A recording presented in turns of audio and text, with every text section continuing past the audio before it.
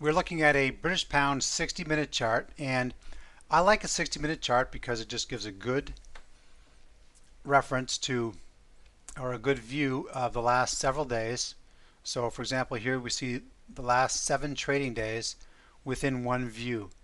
If we want, we can of course bring in more days simply by compressing the chart, but we're just going to walk through some basics on drawing some short-term trend lines.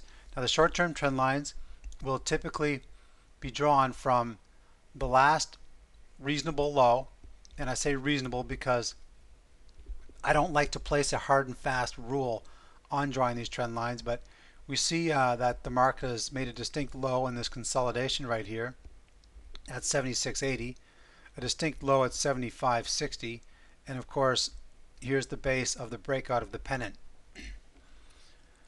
Now what I would do in this scenario is I would probably take this low right here, this swing low here, and draw a trend line, which it actually seems to come into connection with also with the low here of the breakout of the pennant. Again, the trend lines just give us a real nice graphic layout as to what's happening with price, and what I want to do to further exemplify that is you see as price gets into this narrowing consolidation, this is what's called a pennant, and we have a section on this in the course, and we just want to draw the pennant line. So as an example, you see the base here of the pennant line, how price consolidated into the base of the pennant line before moving upward. So here we have our short-term trend line, which is trailing the market, and now let's start to employ our levels of support and resistance. As we see here, we see a level of resistance becomes support, and they are converging, right, with the trend line, and price continues to move up.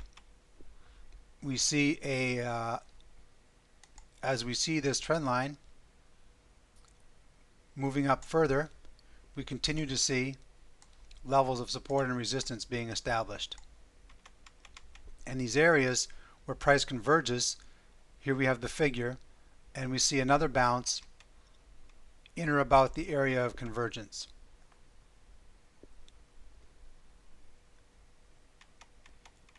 Again, we see here the trend line converging with a level of resistance, which is now support, and price continues to rally.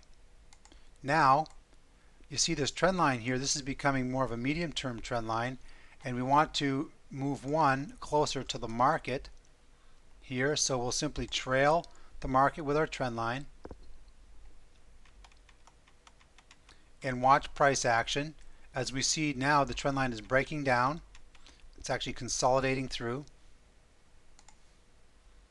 and you see this level of resistance and support here. If price breaks through the trend line and through the resistance and support, then we could see a nice potential reversal. So here price comes back up, touches the backside of the trend line, and now starts to fall on this trend line break. So trend lines can act as levels of support here to the market, and can also act as a level of resistance, the backside. And when we see a breakdown or a trend line break, it can often give us an opportunity to trade in the opposite direction.